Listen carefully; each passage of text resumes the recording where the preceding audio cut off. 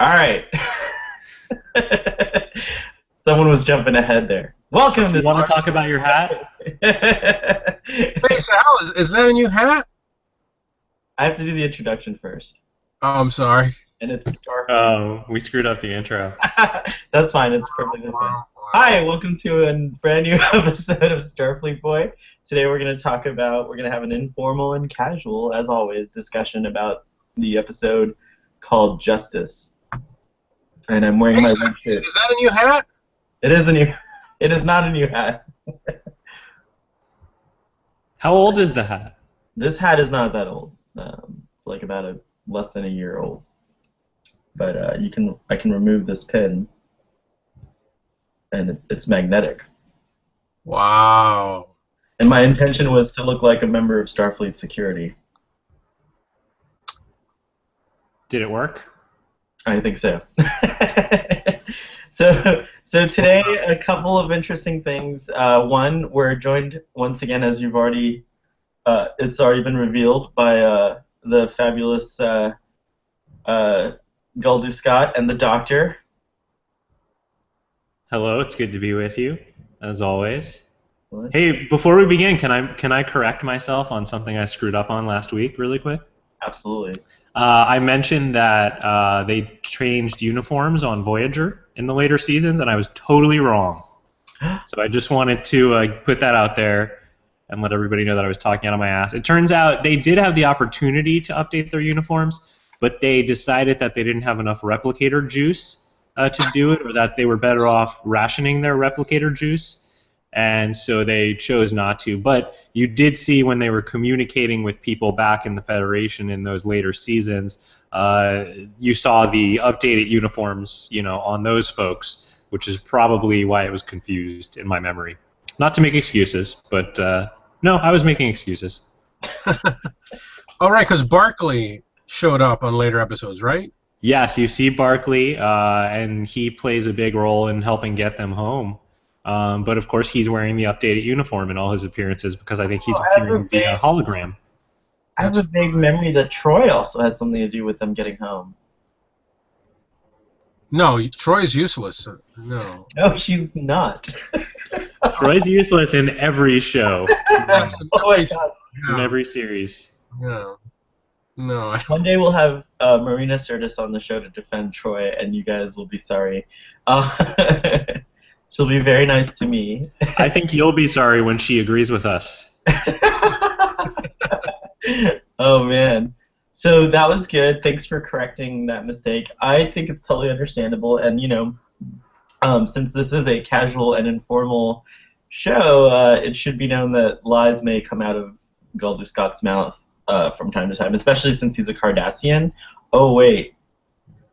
We're trying to have peace with you guys. No, just kidding. Indeed. Yeah, no, I know that people look to me as an expert, so I just wanted to put that out there. Correct myself.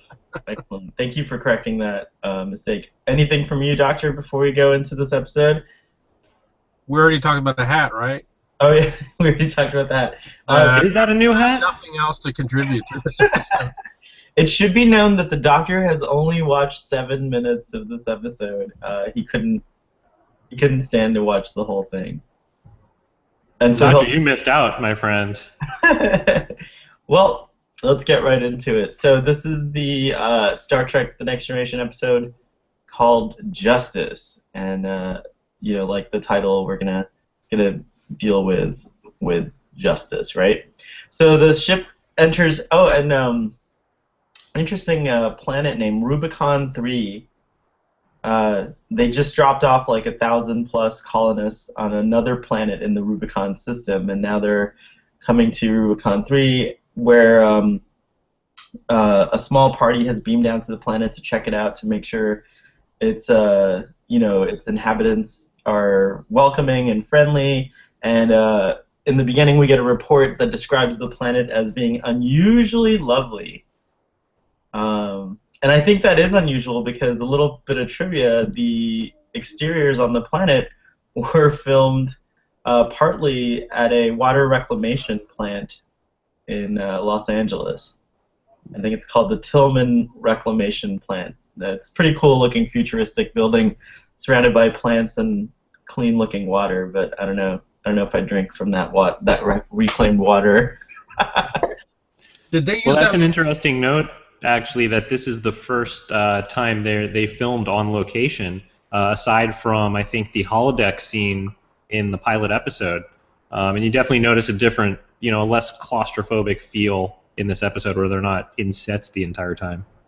Yeah, it's true. It's very nice. And I think the print that they used on the Netflix is really lovely. I thought the episode looked really sharp and clear, and so it looks like they, I don't know, part of the restoration or the remastering process is that they actually clean these prints up, but it looked pretty good. No, they definitely did.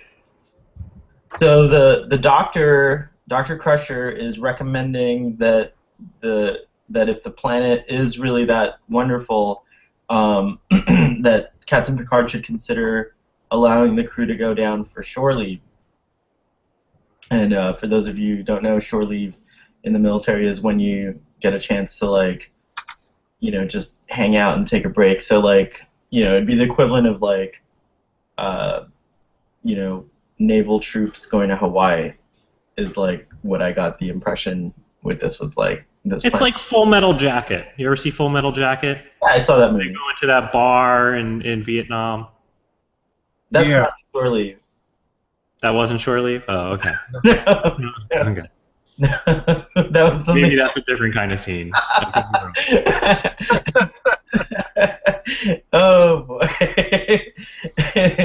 So the report also mentions that then Riker comes back aboard and he gives even more details into his report, and he's talking about how lovely the planet is, and then I think Tasha or someone says that the inhabitants are really wonderful and they make love at the drop of a hat.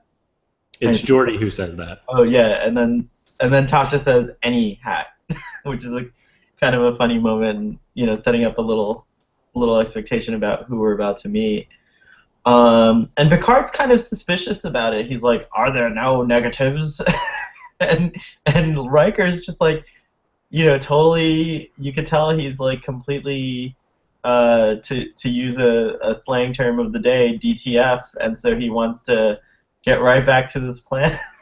And he's like, Riker, we've never seen Riker this happy before or since. I don't think he's never been as happy and excited as he is in this scene. In fact, he tells the captain, "There are no negatives that I can see about this planet." Oh, here's Doctor. You have to say something. Oh, this is the Riker figure from the Galoob series right here, and judging from his expression, he is actually from this episode because he's very happy. Yeah, Riker's itching to get back to the planet. Nice And then they mention that there's some kind of glitch in the sensor readings, that they're reading something off the bow of the ship, but there's nothing there. So that's kind of an interesting thing. Can I interrupt you for a moment? Yeah. Right there, that was where the episode, it just clicked how stupid it was. It's like, of course there's something there. It's just such a bad giveaway. It's like, there's looks like there's something there, but our sensors don't see it, and it's probably nothing. Of course it's something. You just had a giant space cloud steal your captain almost. These are not reliable. It's just, oh my God. Right there and then, the episode lost me. I went a little bit longer, and then I was done. I was like, this is stupid. What did you wait to see the people on the planet to remember those great costumes? Anyways, I'll wait for the rest of your summary, and then I'll go into. No, but I agree with you, Doctor, because this goes back to an earlier episode where we were talking about the reliability of the ship's computer. And I believe it's pretty damn unreliable, and Yes. Sohail, I think, gave it a 99 to 100 reliability rate. I feel like we've seen it fail them in at least half of these episodes already. So I guys, don't know. on the contrary, the ship's computer is saying, the sensors are saying there's something off the bow of the ship, but they're not seeing it with their eyes, so they're like, this is glitchy. So they're stupid. Yeah, I mean, how much shit in space do they not see with their eyes? They should be used to not seeing things with their eyes. Well, we'll find out. We find out later why the sensors were glitching out. But in the meantime, after interviewing Riker and seeing his enthusiasm, Picard cautiously agrees to send down another away team to evaluate the shore leave worthiness of the planet. And then this time he asks Wesley to go down with the crew to see if there's anything fun for young people to do on the planet. Can we talk about this for a minute? Yeah. Please. Okay. Literally, Geordi has just announced to the entire bridge that everyone on this planet screws at the drop of a hat, right? Mm-hmm. So what is the next thing Picard does? Wesley, I want you to go down to the sex planet with the away team. Well, I mean, the boy has to come of age at some point, right? So is that your theory? Because that's my theory. I mean, it's clear from later in the episode that Wesley is definitely a virgin. So the only conclusion I can draw here is that Picard is trying to get him laid. Like, this is the 24th century equivalent of, taking your kid to a brothel. Oh, wow. Maybe it's the 24th century equivalent of, like, taking your kid to the nightclub. I don't know. I'm not sure about the brothel. The report he just got was that everybody on this planet screws each other all the time. Why don't you go down there and see if there's anything fun for young people to do? And it's pretty clear that Riker and Tasha got screwed when they were down there. I mean, look at definitely Riker. Tasha kind of acknowledges it with that drop of the hat comment. Right. There's something. Yeah, it's a little weird, but anyway. A little weird. Doctor, what are your thoughts? What is the reason Picard sent Wesley to the sex planet?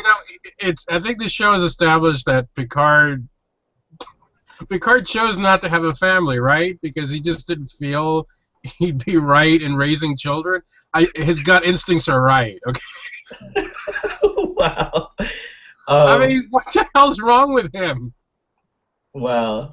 And also, Dr. Crusher, after he asks Wesley to go to the sex planet, Wesley and Dr. Crusher both have these huge smiles on their faces, and they're looking at each other like, "Oh, isn't this great? Wesley's going to the sex planet." No. Well, so the adventure continues, and the away team beams down to the planet, and they're immediately greeted by this gorgeous landscape that looks like it's been filmed on a golf course, but now we know, of course, that it's not a golf course, but a water reclamation plant. And apparently Los Angeles has these really gorgeous water reclamation plants. I did read a bit of trivia that, like, the scenes on the plant is, like, right next to the Los Angeles airport, so there's constant air traffic, planes flying over the set, so they actually had to redub. They had to do all the audio in post, ADR it's called, I think. Yes. So that's actually very, very common in most location shooting. You do go back and re-record dialogue after the fact because you'll have noise pretty much anytime you're outdoors. Yeah, it's true. So they did that. It would be neat to see the behind the scenes or like the actual footage to hear all these airplanes flying by as they're trying to say their lines. But anyways, they're greeted by two very fit, as Riker describes them, inhabitants of the planet whose name I can't remember. The characters' names. I was a little too distracted by the costumes. Doesn't matter. The costumes are, how can we put this? Awesome. Very revealing. There's not much left to the imagination, and they're kind of weird, like very weird costumes, and everyone seems to be wearing this. So anyways, we're greeted, and then. Can we talk for a moment about the greetings? Yeah. Because this is actually the moment where I stopped watching. Well, it's a very intimate greeting. So they come over and they in a kind of, I thought, in a little bit of a rapey way. He kind of necks Counselor Troy, the guy, he like goes over and he necks her, and she's a little uncomfortable with it. You can tell. Go ahead, Doctor. I'm gonna, and this is probably gonna be my last comment because this is where I stopped watching. The rapey necky thing you just mentioned with Troy. I don't know why, but I was actually really thinking about the characters when that scene happened, and I was thinking, but wait a minute, Troy. Maybe I'm wrong, but Troy the Beta Zeds, they were inspired by the Deltans. I mean, Right. the whole Riker Troy thing was inspired by, or it's a reworking rather, of what would have been the Decker Ilea thing, which was going to be part of Star Trek Phase 2, which got turned into Star Trek the Motion Picture. So the whole idea behind the Beta Zeds was a reworking of the Deltans, which was they were very highly sensual people. Remember when Ilea boards the ship, Sulu's all like, "Ooh my, ooh," because they had, I don't know, they have like super sex powers or something. I don't know. What it is the So just to, I happen to know, or at least this is what I remember. The Deltans, they exude this really potent pheromone. Right. So Yeah, so you're like you feel sexy around them and you feel really attracted. Exactly. So my impression, based on that and the fact that the Beta Zeds have their weddings in the nude, if I remember correctly, is that they're very, they're very comfortable with their sexuality and all this stuff, blah, blah, blah. So when Troy reacts that way, I was like, why is she reacting that way? Shouldn't it be the opposite? Shouldn't she be like more in the swing of things with this planet? But no, she wasn't. And then I look at Tasha, who comes from the rape planet, where women and cats are violated, day in, day out. She's like, oh yes, please, rape neck me more or whatever. And I just thought the characters switched at that moment. And I think it just shows that the writers really weren't thinking about the characters. That just bothered me. Tasha, I thought, had more, based on what I had seen so far, sort of had a more guarded sexuality because she came from that, I guess, the rape planet, let's just call it. And I don't know what planet it's called, but she kind of reacted the way Troy, I thought, would react, and vice versa. And I just shut it off at that point. I was just like, whatever, man. Not my bag. You were like, that's not mine. I agree with you that Troy acted weird, but remember, Tasha had already visited the planet earlier and had clearly had a good time. Right. And I thought that was a little weird because I thought in the Naked Now it had set up that she was a very kind of icy, I don't know. It just seemed like she wouldn't have been so. Well, in the Naked Now, I mean, she does data, right? Like so. But isn't that because she is infected? All this pent up. So it's what you're. Yeah. Like you're acting out of character. You get me? I read it a little bit differently. I agree with Guldu Scott that she'd already been there, so maybe we missed her initial response or reaction, which might have been a little bit more uncomfortable. But as Riker says later, when in Rome, that she probably loosened up or whatever. By the way, that's a funny little. Caligula's Rome, I guess. Yeah, I guess they are in Caligula's Rome. I read the scene a little differently. What I noticed was when the Edo first come over and greet the crew, and when the Edo female hugs Riker in a very intimate way, at first you could see Troy seems a little jealous, and then there's that weird scene where the Edo male comes over and necks her or whatever, and she seems like it's fun but uncomfortable and a little weird, and I don't think it's outside of character for her. Because the Beta Set are sensual, but they're not overtly sexual or sensual in the way that the Edo are. I mean, the Edo are right after that scene, she goes over and she hugs Worf as well, and then, makes him, and he's like, nice planet. There's this this thing, and like, they're immediately they invite the crew to play at love, meaning, let's go frolic in the Edo wilderness, and the implication is strongly that they're gonna just, play at love means have lots of sex. So it is a weird and different culture. And at this moment, that you kind of get a glimpse as to how they view children or youth, because she she checks out Wesley. It takes her a second to realize she doesn't rape neck him right away. Right. She hesitates and then asks, "Is it okay to rape neck you?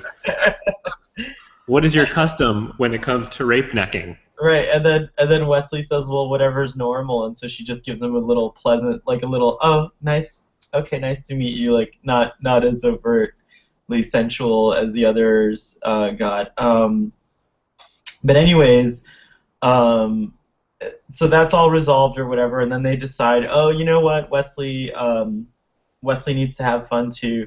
Let's go back to the water reclamation plant where there's also. The headquarters or whatever, the central village center or whatever, and you'll find kids there to play with, right? So, all right, and then they're like confused for a second, where he's like, he tells the male Edo tells the female Edo, maybe they don't know how to run, which I thought was a funny thing. So everyone runs everywhere. Oh, wait, hold on. You're skipping over a really important thing that happened in that scene. Oh, well, tell us. We basically learn that Worf has a huge penis. Right? He has that little comment. He has a moment with Riker. They have a conversation. See, Doctor, you should have watched the rest of this episode. It was brilliant. So Riker and Worf have this conversation. No, I haven't skipped over that. That happens later when they go back. I thought that was before they start running. It was during the rape necking scene. No, it was not during that scene. So what happens is, we'll get to that part. But anyways, they run. Okay, well, I apologize. I thought it was during that part, but we have to talk about that, right? We're going. Promise me we'll cover it. That's a highlight here on. Because there's a lot to cover. There. All right then. So this will be interesting, Doctor, because you're getting the you're getting the episode highlights instead of having to watch it. But anyways, they run back to the headquarters, and it's there that Wesley meets these younger Edo, and then it's 2 guys and a girl, and they invite him, and then they run off somewhere. And now we go inside, and basically, it's like a very intimately lit, dark room, and there's a lot of making out and writhing and. Wait, is this where Wesley is? No, Wesley's gone. He's out playing. Oh, okay. I'm sorry. The exterior of the water reclamation plant. Oh, right. This is where Riker walks in. Yeah. Okay. I kind of remember this now. Right. And so they're just kind of like hanging out. You see. Tasha hanging out with the lead Edo characters, and then Troy sitting also in between 2 characters and having a glass of champagne. Worf is just kind of standing observing the whole thing, and Riker walks over to him, and that's how it goes down. Right, there's this weird game that some of the Edo are playing that involves like metal balls, and they're like, Riker, you might enjoy this, and I just too many weird implications came to my mind at that moment. But he says, perhaps another time. He walks over to Worf, and then the conversation that Goldie Scott was referencing occurs, where he's like, Worf, aren't you gonna partake in the joys of this planet? And Worf basically says, I'll let you elaborate on this, Goldie Scott. But Worf basically says that like the only kind of woman he can enjoy having sex with is a Klingon woman, because humanoid or human women are too fragile.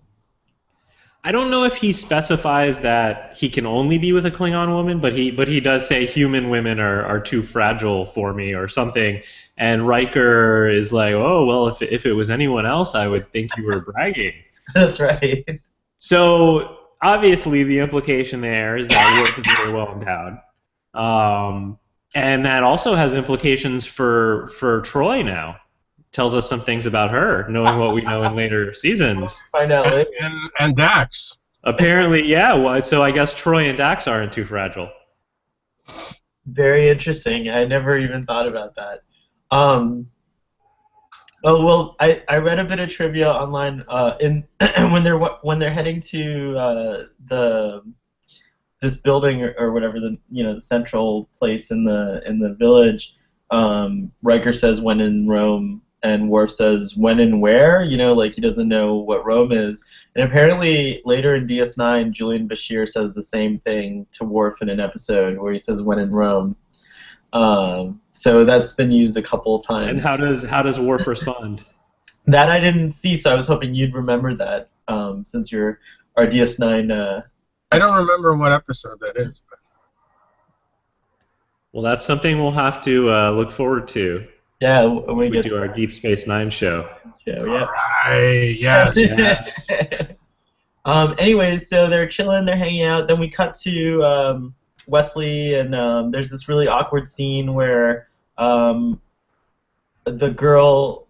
So he's hanging out with these kids, and there are two guys and a girl, and the girl kind of pulls Wesley to the side, and she says, "There's something I'd really like you to teach me." And Wesley's like, "Oh my gosh," he's like, "This is like," he's like totally worried, and he's like, "There's a lot of things that I don't know," and it's actually quite endearing, and awkward, this scene. And then she says, "I want you to teach me how to play balls, play ball," or something. And I'm just like, oh no, the innuendo is just like crazy here. And it just goes on. And he's like, "We need a stick," and she's like, "What, a stick? A big stick?" And he goes, and he's like, "It needs to be like this thick and this long." And Are you so? Oh, wow. Yeah, it's pretty bad. Hey, it was Risa. It's in Deep Space Nine. Do you remember the episode where Dax and Bashir and Lita all go to Risa together? Right. And there's weird sex stuff happening, and Worf is uncomfortable with it, just like he is here. And Bashir, and he's like, "Doctor, I thought you guys were broken up or something. Why are you still doing it?" And I think Bashir just says something like, "When in Rome." Right. Okay, I remember that. Yes. Funny. I remember that episode. Did you recall that, or did you look it up? I know. I just recalled that. I mean, I just want to point out to everybody how goddamn good I am over here with my Deep Space Nine knowledge.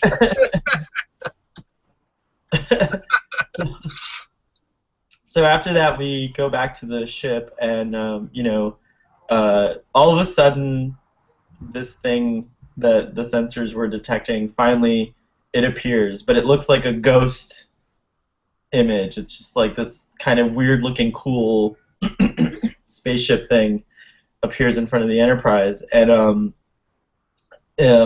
communication gets cut off with the planet, and this thing sends a probe. It's like a sphere, like a glowing sphere, to the ship, and basically at this point now it just it speaks in a very loud voice that causes the ship to shake, and Picard's just like, whatever, what do you want? And so the thing basically it says, what the heck are you doing here? Why are you here? State your purpose and leave my children, as it refers to the people on the planet, the Edo, alone.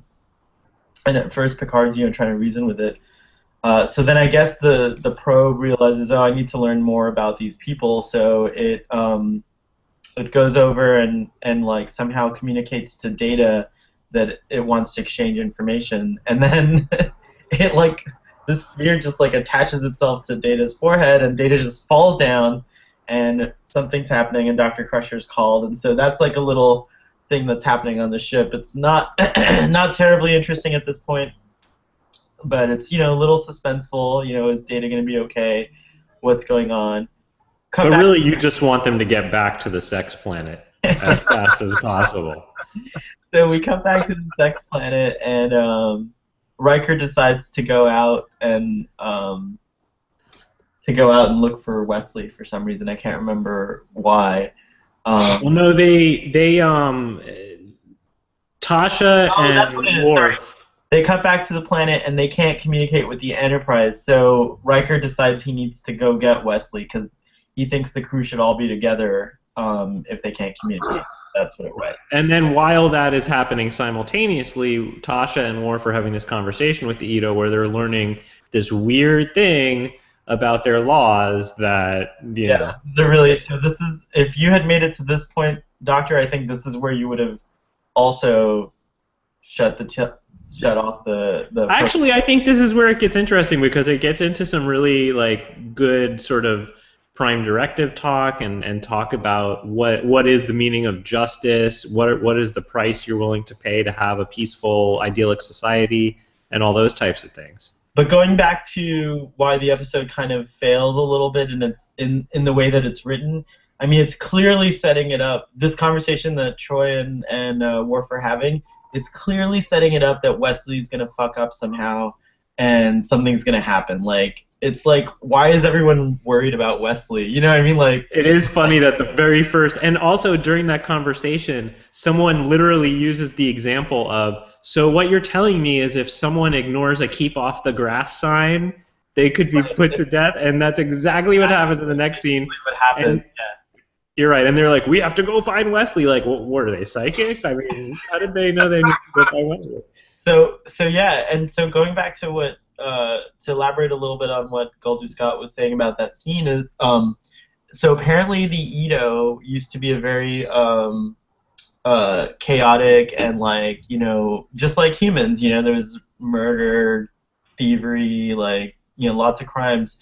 But apparently they had eradicated crime from the planet, and the way they do this is, which is also a little weird and not quite, I don't quite understand how it works. Maybe you guys will have, well, maybe Goldie Scott or have some insight on this, but they said that they've like basically got one punishment for all crimes, right? So if you step on the grass where it says no, you know, no walking on the grass, you'll get the same punishment, which is death. And they're just like kind of nonchalant about this. And the way it works apparently is there's these random zones called punishment zones that are set up, and if you happen to break a rule in a punishment zone, you'll be put to death. And then you know, sure enough, Wesley and these kids happen to be playing in a punishment zone because, of course, you don't know where it is, right? So we cut back, you know, Worf and Tasha are immediately concerned and race off. Riker's already looking for Wesley, but no one's quick enough because, unfortunately, as they're playing with the balls, Wesley asks one of the boys to throw a long shot like in football, and Wesley just completely stumbles over this fence and crashes into a bunch of flowers, and the kids are all freaking out. They're like, no one's supposed to disturb new plants. They're not even concerned if Wesley's all right. First of all, I'm pissed off at those kids. Yeah, they're not concerned if Wesley's all right. They're the one that overthrew the ball to begin with. Yeah. And that asshole kid is like, didn't you see the fence? It's not a fence. It came up to like their ankles. Right. It was like a little pipe like sticking up like 2 inches off the ground. What fence? Yeah, I remember that. It's like they're setting him up to die. Like they're like yes, that's right. That's right. They just didn't like, they're picking on him. Exactly. So then all of a sudden, out of nowhere, the mediators, as they're known, the security force of the planet, just run out of nowhere, and they're like, you know, there's this like very kind of like quick trial. They're not really even mediators. They just kind of like are. No, they're just there to stick him with some poison and be done with it. There's no trial or anything. I like their outfits though. They have a cool like a variation on the rest of the Ito's outfits. It's a little less provocative. Yeah, it's true, and they have a utility belt, and they're blue instead of white. Yeah. Which is another thing I don't understand. Like, so let's say you're walking through these are random punishment zones, right? So if you happen to see one of these mediators just standing around, like, that should be a clue that like this is the punishment zone or whatever. Well, no, you don't see them. They're like those guys. We didn't see this, but they were up in the trees somewhere, or they were somehow hiding in a bush. Yeah, they are the ninja, the sex ninjas, the ninjas of the sex planet. The sex ninjas. That's the Ito ninjas. They just pop out when they're when they see something bad happen. So Wesley's super confused. One of the boys is actually admitting that it's his fault, and he's trying to defend Wesley, but it's no good. They're gonna kill him. And then the crew arrives: Riker and Tasha and Worf, and I think Troy also, right? Was she there as well? Troy, I don't know. She's so useless. You don't even notice if she's in the. Oh no! I set myself up for that one. Anyways, we know she wasn't off having sex or neck rapiness with anyone. So Riker, as soon as Riker figures out what's going on, he immediately slam dunks one of the guys.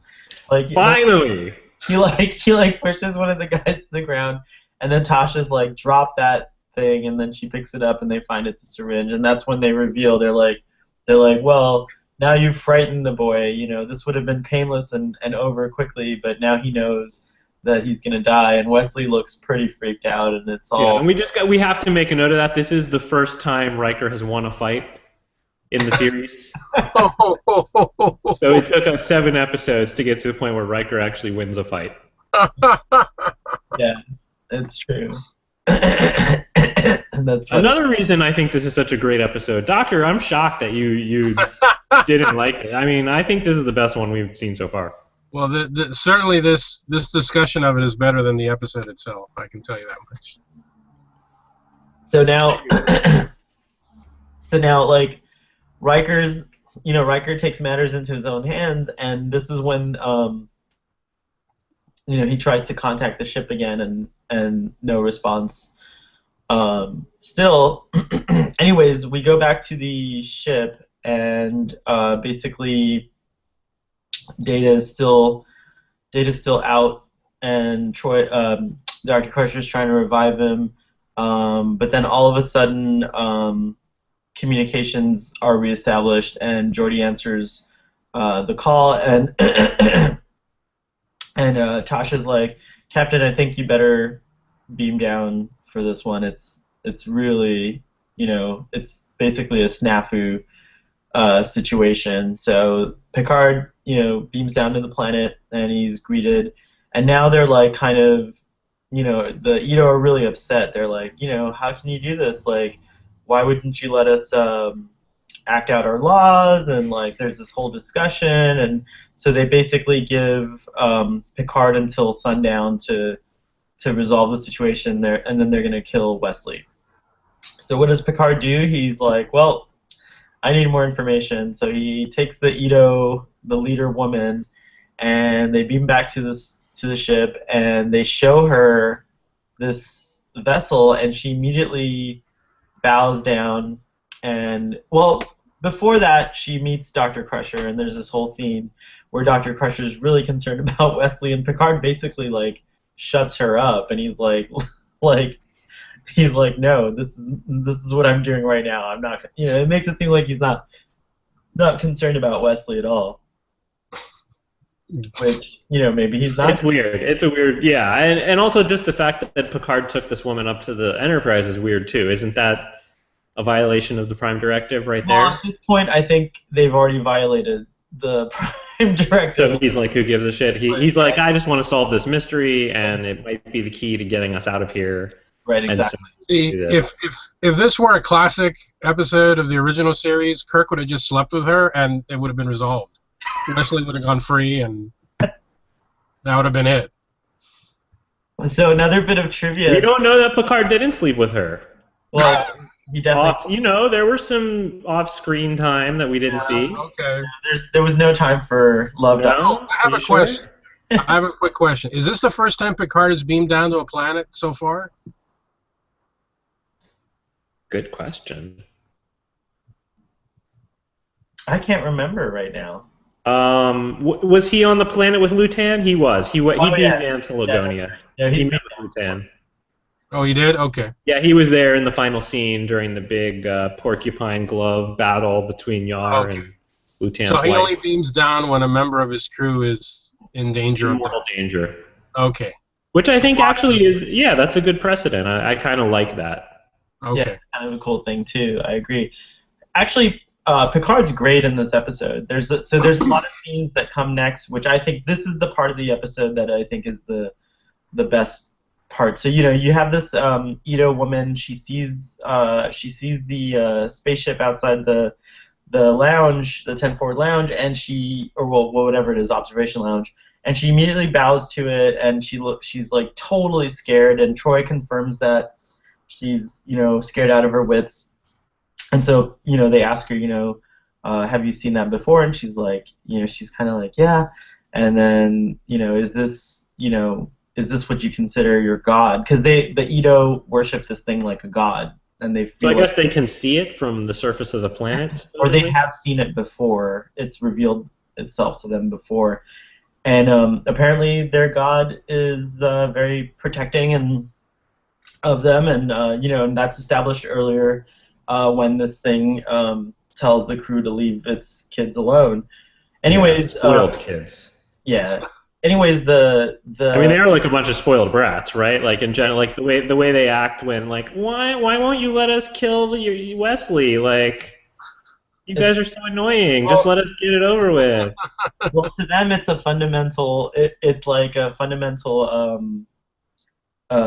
violation of their like governing law. And actually, there's an interesting scene earlier before they beam the girl up to the lady up to the planet. I mean, up to the starship, where the Edo leader asks Picard something to the extent of, "Well, don't you guys punish any crimes with the death penalty?"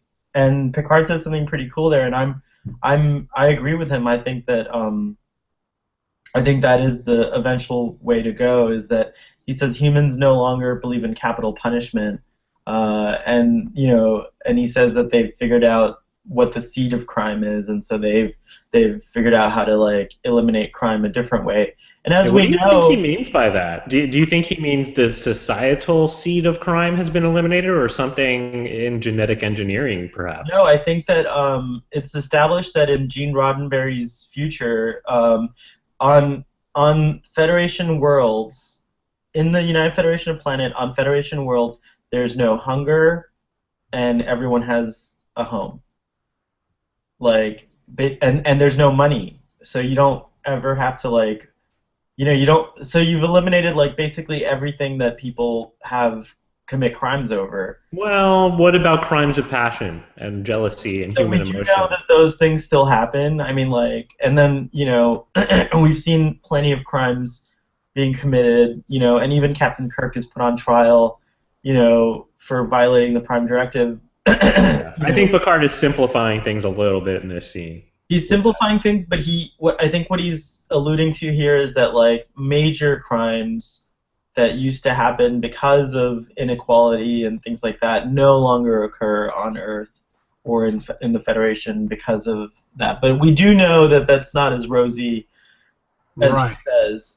Because in the original series, there is that planet where they send. I don't know if you remember. There's that planet where they send the insane. I mean, the incurably insane. And there's a former Starfleet commander who fought against the Romulans, and he's somebody that Kirk looks up to. And Kirk and Spock go there because there's some new I don't know, some new treatment for them, and everybody there they're all Starfleet. I mean, they're all Federation citizens, but they're incurably insane apparently.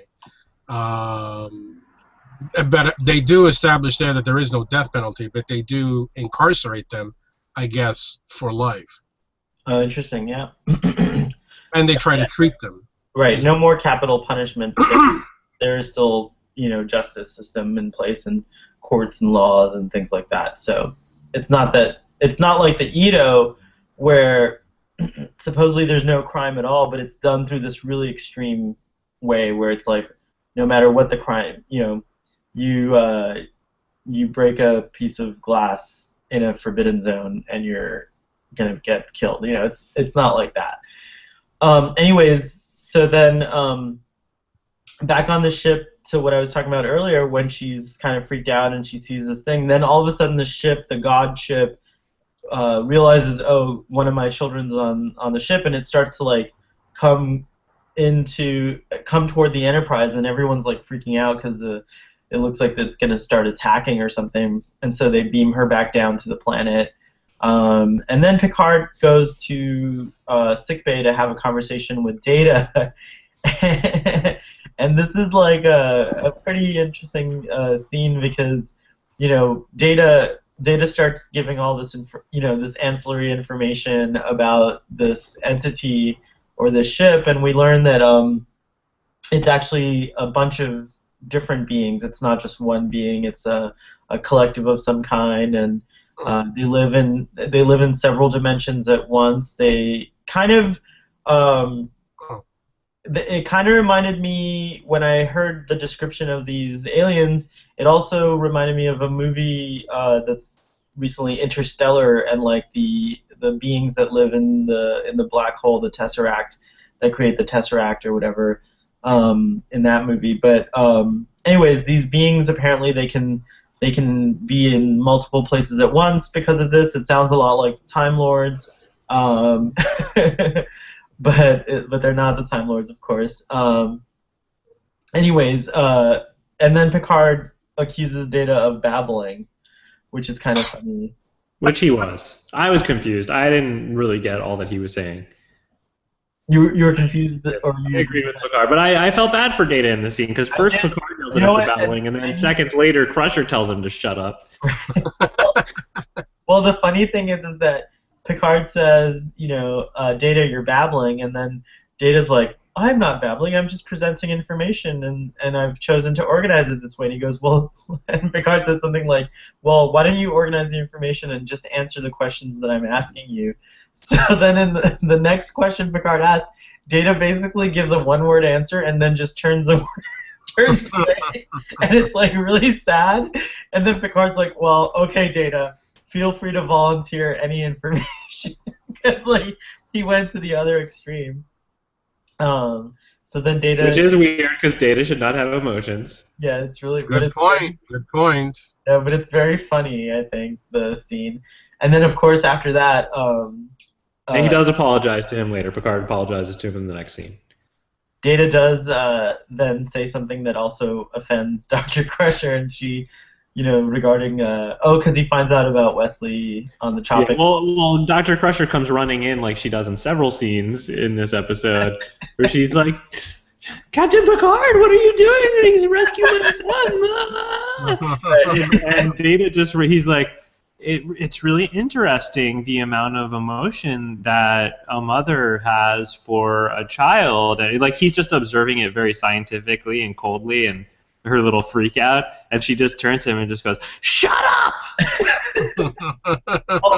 Okay, so I think it's understandable. I mean, like moms do freak out like that, and so I think she's doing a really good job portraying a freaked out mom in these scenes. But you're right.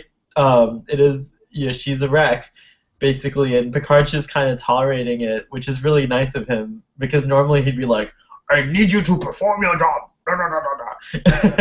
No, but he has a couple moments where he's really warm and kind to her, and I feel like this episode is really where we're even more now starting to see like the Picard we know in the later part of the show, as opposed to just this weird kind of undefined character that he's been for the first several episodes. There are a couple of endearing moments. There's one moment in particular where she says something to the extent of, that stood out to me, where she says something to the extent of, if it were you, and if you had a child and it were you, and he says something to the extent of, but I am treating this as if Wesley's my child, and you could tell it touches her, and it was kind of like it got me a little choked up too, that moment. And then later on, right after the scene that we were just talking about in sickbay, Picard invites Data into his ready room, where he's, into his quarters, where he's just kind of staring out at this entity ship thing and contemplating what he's gonna, what his move is gonna be. Is he gonna violate the Prime Directive and save Wesley, or what? And he invites Data in, and they have a nice little philosophical conversation about the Prime Directive. And then Crusher. At the end of that conversation, Crusher comes into the quarters and says, Captain, I've completed my duties, and he finishes her sentence and says, and you'd like permission to beam down to the planet. Granted. And then he says to her in that moment, he says, Doctor, I will do everything in my power to make sure your son does not... he also says, and I'll accompany you. And I'll accompany you, right. And he's like, and I'll do everything in my power to make sure Wesley's not killed. So that's, you could see she's like totally, touched and reassured. Anyways, they beam down to the planet, and Wesley is brought to them. And this is kind of a weird scene because, Picard's basically saying, hey guys, I'm sorry, but I can't allow this to happen to my crew. We respect your laws, but we're going to take him. And then somehow it comes up, one of them says, well, you're going to get punished by God. And then Wesley... This is what I meant earlier when I said they're like spoiled babies, these Ito. They get to live the ideal life and just hang out and bang each other all day long. And then the minute somebody disagrees with something they're trying to do, they're shocked, and they show no understanding of any kind over the fact that they might be upset about Wesley being murdered. Right. And it's just they're really dismissive of them, and just kind of like this is where my feelings on the Ito kind of take a 180. I went from really admiring them and being into them to just kind of wanting to get the fuck off the sex planet as soon as possible. Well, it just goes to show there's no such thing as paradise, Goldie Scott. Indeed. Well said, well said. But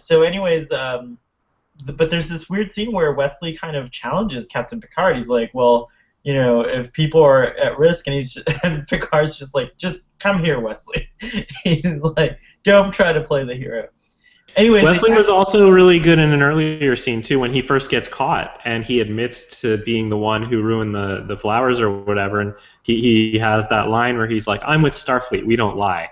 Right. And he's just so earnest, and I really like Wesley a lot in this episode. Yeah, that was a really cool, good scene. The Ito say, you freely admit your guilt, and he's like, I'm with Starfleet, we don't lie. Of course, we know that's not exactly true. Either, but that's how Wesley views it. Right. That's Wesley still is very much in his hero worship years. Yeah, it's true. So they try to beam off the planet, and guess what? The transporter does not work, and all of a sudden the Ito seem like they're vindicated, and they're like, see, our God wants us to kill this boy. He doesn't want us, want you to leave. And then Picard does something really interesting. He kind of just like steps out from the crew, and he looks up at where this God might be, and he just kind of makes a statement about justice, and it's really nice dialogue. I don't remember. I should have written what it was, but basically it's to the extent of like, basically saying that true justice means that something to the extent of like the law is not followed to the letter necessarily, but that each situation is judged independently. And what he says is that there can be no justice in absolutes, yes, and life itself is an exercise in exception. Awesome. See, there you go. Exceptions. Life itself is an exercise in exceptions. Exceptions. And so he appeals to this thing, and then Riker says, what does he say to follow it up? It's something like, what justice... I didn't write that down. Oh, but it was something like, what justice is there in a rule book, or something like that. And then all of a sudden they're allowed to beam away from the planet. So this is kind of a nice little resolve, because the Ito, it's actually pretty clean, because the Ito now have no choice but to think, well, God wanted these people to, wanted Wesley to survive, and, God intervened, and now his mercy, or its mercy, has been exacted on the Enterprise crew. So the Ito are fine. The crew's back on the ship, and now they're trying to decide, well, do we get these colonists that we just dropped off? Do we go and pick them up? And Picard appeals to the Ito god for a signal, and it just disappears. It like goes away. So they're a little. I guess that's their signal. They're cool. Did you notice at that moment when they beamed up to the ship that they were having a conversation in mid-teleport? Oh. You didn't? Okay. I noticed this. If you watch the end of that episode, as they're transporting up, like the effect has already started and they're fading out, and Picard turns and starts talking to someone. I think it's Riker, and you can hear what he's saying. I can't remember any other time in any Star Trek episode where they are talking to each other during a transport. Star Trek 2, don't they? Yeah, in Star Trek 2, they're having. I love that you immediately know that. They beam back up from the asteroid. And then in Star Trek 4, when Jillian jumps on Captain Kirk, she says something to him. Yes, that's right. They're right. So they're wow, good answers. There is a precedent for that. Anyways, that's it. The episode's over. One thing I like. That's it? That was the end of the episode? That's the end of the episode, yeah. Yeah. I mean, so Doctor, don't you feel, after hearing us talk about all the excitement, don't you really wish you had watched the rest of it? I mean, it had everything you could want from a Star Trek. It had visiting a new planet and a new civilization. It had this mysterious new life floating out in outer space that they had to figure out. It had hot, sexy people, scantily clad, being promiscuous. It had a discussion of the Prime Directive. I mean, what more do you want in your Star Trek? I also liked the scene where he talks about, he compares Data compares the colonization of, like the way the Edo God looks after these children. He speculates that perhaps they planted these beings on this planet and are watching over them at this stage of their development, much the same way Starfleet colonizes worlds. And I thought that was cool too. And it kind of made me sad, that scene, because I think if like some of the dreams of scientists came true from the 60s, we should by now totally have a lunar colony. There should already be a colony on the moon, and we should be having regular commerce between the moon colony and Earth, and we're mining the Earth, but there's all these other planets that have resources like Mars and the moon that we could be mining and getting, or even asteroids. It's known that like a lot of minerals and important things, maybe even gold, is deposited, is found, can be found out there. And I don't think humans are meeting their potential quite yet. Mm-hmm. Agreed. Yeah.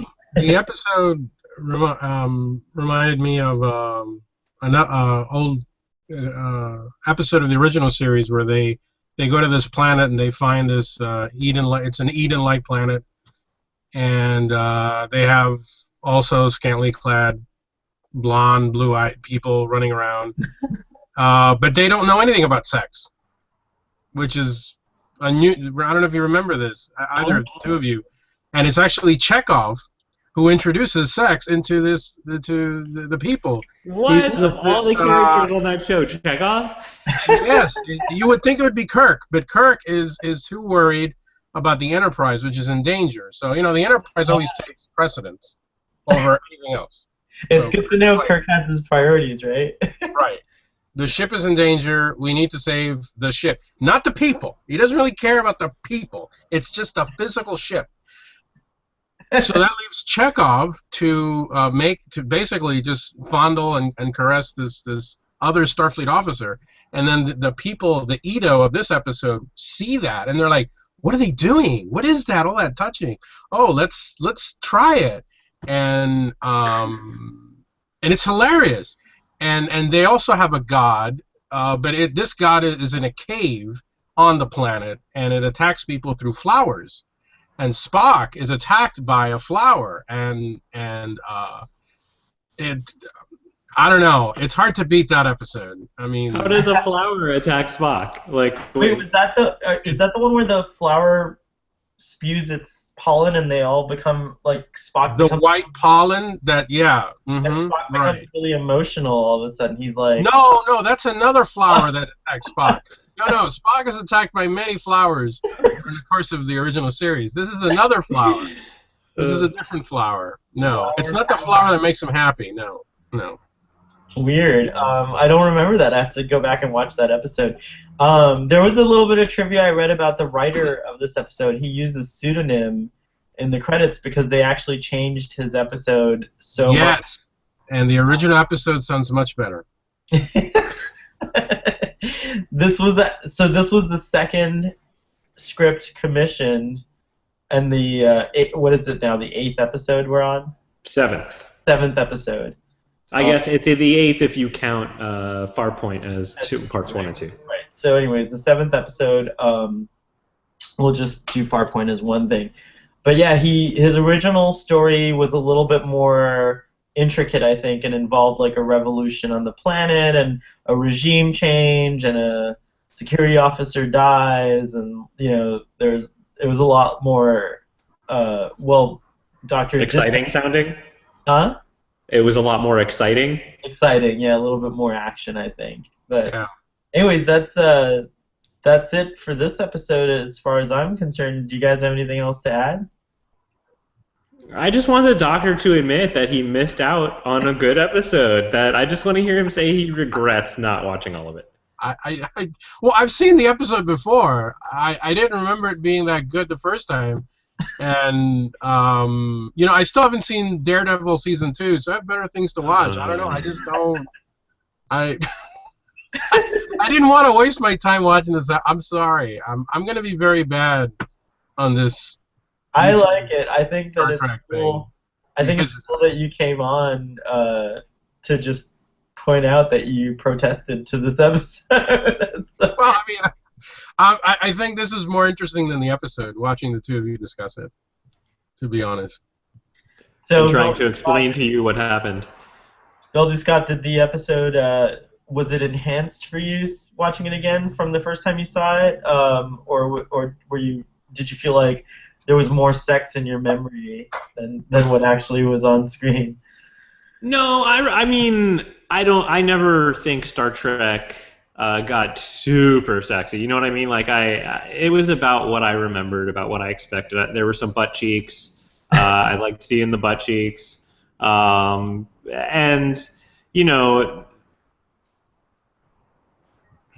what am I trying to say here? I have to be careful because, as you know, we're only PG-13, right? That's right, we are a PG-13 show. No, but I felt like this was the best episode we've seen. In all honesty, like, not kidding around. Like, of the 7 episodes we've watched, I felt like this is the best one. It felt like the characters, except for that one little thing you pointed out at the beginning with Troy, it felt like the characters were very true to themselves.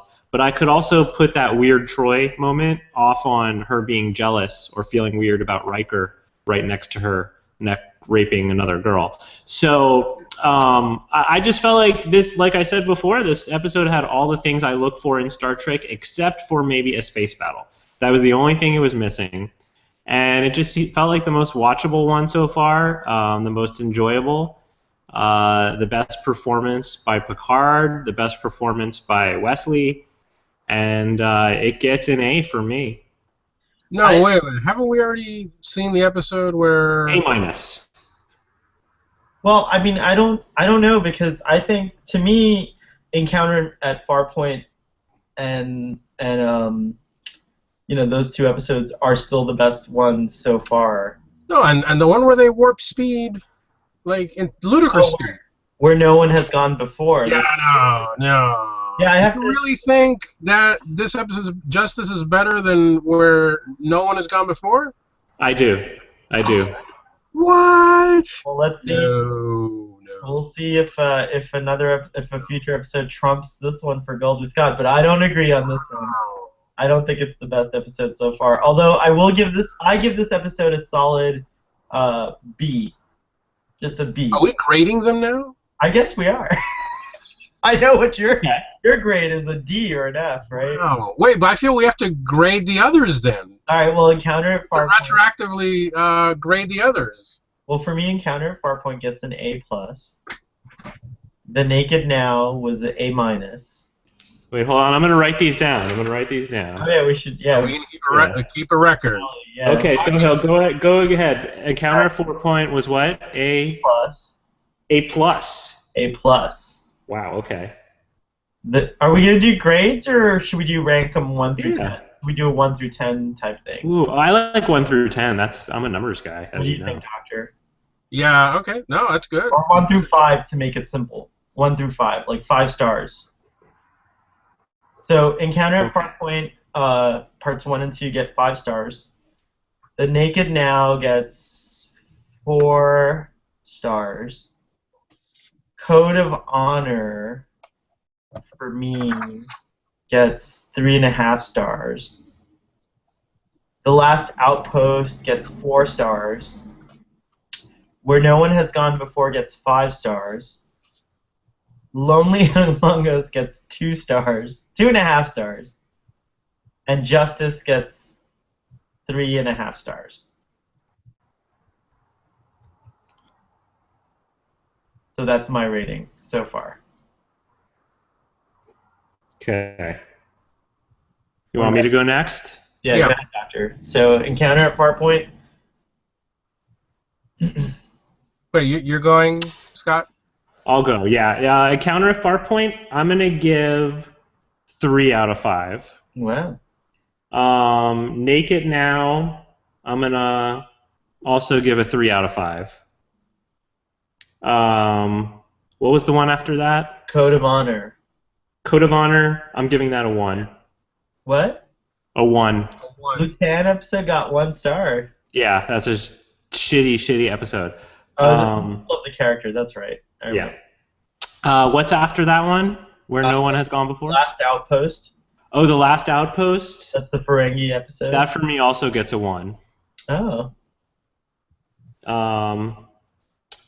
After that was Where No One Has Gone Before. Right. I'm going to give that a 3. Mm-hmm. And then Lonely Among Us, that one gets a 1 also. And now we're here at Justice. And now we're here at Justice. This one I'm going to give a 3.5. Okay. Yeah, my first half. I haven't had any other halves on any of my rankings, so this will be the first half. You do halves? Well, Sohail did a bunch of halves. Yeah. Okay, then I will. Okay. Seems like if you're gonna do a 1 through 5 system and then have halves, you might as well just have done a 1 through 10. Wow. Just a thought. Thank you for that opinion, Cardassian. Now, Time Lord. All right. Encounter at Farpoint, I will give 3.5. And the next one is Naked Now. Well, I didn't rewatch that one, so I can't say. Okay. I don't really remember it that well. All right. And neither for Code of Honor. I didn't watch that one. Then after that is Where No One Has Gone Before, right? No, The Last Outpost. Which is that the Ferengi one? Yeah, the Takan Empire, and yeah. Mm-hmm. I don't really recall that one. I'll give it 2 stars. Okay. Where No One Has Gone Before? I give that one 4 stars. 4 stars, great. Lonely Among Us, which is the Picard beams out into the energy cloud episode. I give that one 1. And now brings us to Justice, which I give that one half. Half a star. Okay, great. So not a 0 yet. Well, anyway. No, not a 0 because the women are attractive on that. So anyways, that leads us to closing out this episode of Starfleet Boy. It was awesome having you guys on again and talking about Justice. The next episode is going to be The Battle. So we'll reconvene here next week to talk about it. Maybe we'll finally get a space battle.